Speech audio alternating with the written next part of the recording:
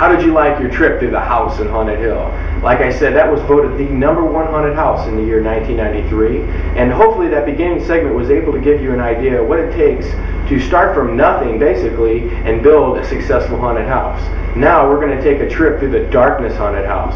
The first year for the Darkness was 1994, and it was voted the #1 haunted house in the year 1994. So here, have a look.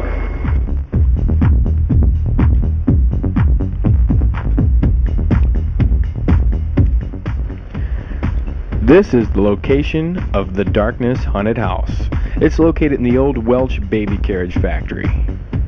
You know, the first thing we did when we were putting together a haunted house was draw up our plans. And of course, we had to submit them to the city, and they came back approved.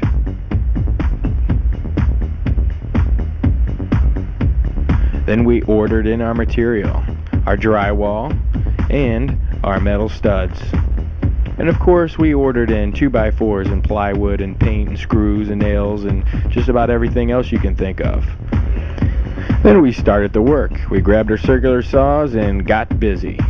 As you can see, Mike here, he's building some metal frames. And then we erected those metal frames, as you see Terry screwing them together there. And let me give you a few tips on framing. There's impact areas. That's where, like say a wall behind a scene, you might want those to be wood studs, like here in this picture, because they're a lot stronger.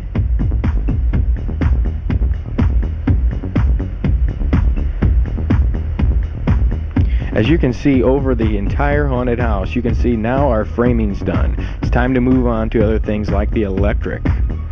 And of course our emergency lighting. And of course this gentleman right here will be putting it all together for us. Now you need props. And as you can see here, Jim's loading in a piano. Now we're bringing it into the scenes. Props are very, very important. They're like music to my ears. All sorts of things will make good props, like this fireplace. And to add a little detail to that fireplace, put some logs in there with an orange light, and possibly put some candle holders on top. This chair will make a nice prop. But to make the chair more scary, let's put a zombie in it. He's a little shy, but that's okay. That picture and that mirror will look nice somewhere in the haunted house. And so will this picture that I'm holding up.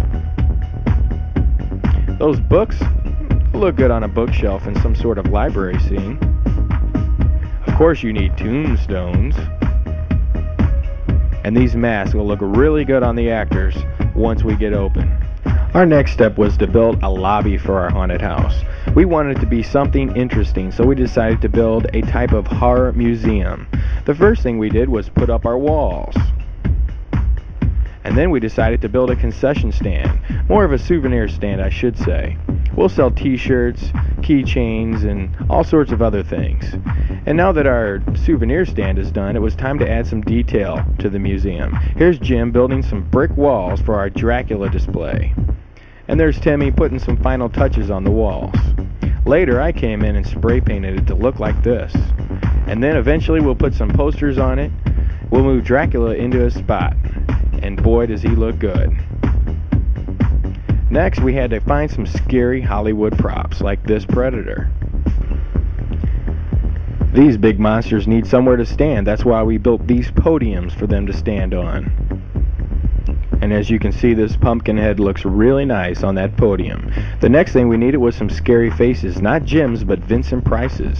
A few horror autographs will look good on the wall, and maybe a framed story out of a newspaper in your area about your haunted house. Man, that guy looks familiar. As we can see, Timmy's putting some final touches on the floor. We'll move Alien into his position. Pumpkinhead looks, ooh, he looks good right there. And now Jim thinks it's time to christen the museum. Done. Now we'll move on to some scenes. As you can see, we're building a type of living room scene here.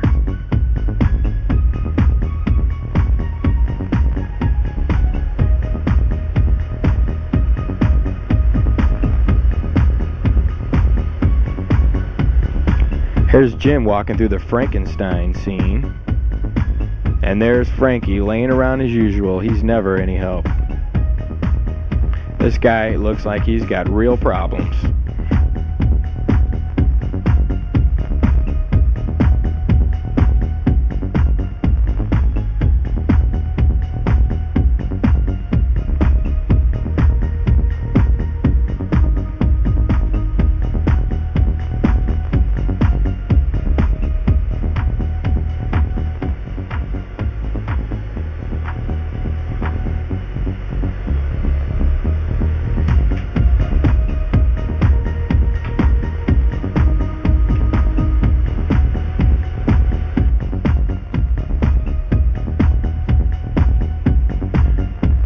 This lady thinks she's a comedian. She's cracking up the place.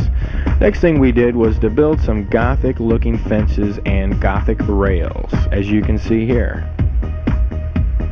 You know, that moss, painted fire retardant of course, will look real nice, and so will that gargoyle sitting on top of that pillar. Boy, does that look good. Here you are, some rails. These are the Gothic Forest type of rails. I'm putting a 1x2 on the top to add a little detail. Here they are, complete, painted and everything.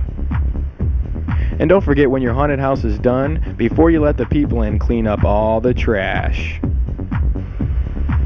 This guy's laying around as usual. But it looks like he's trying to tell us something. What could it be? I think he's trying to say, it's time to turn on the lights. It's time to let the people in. But before you can do that, you've got to warm up the hot dogs. Hey Steve, I'm a little hungry myself. Why don't you get me one? I like mine with mustard and relish. Hey, thanks Steve. Oh, we better open the ticket window because the people are piling in.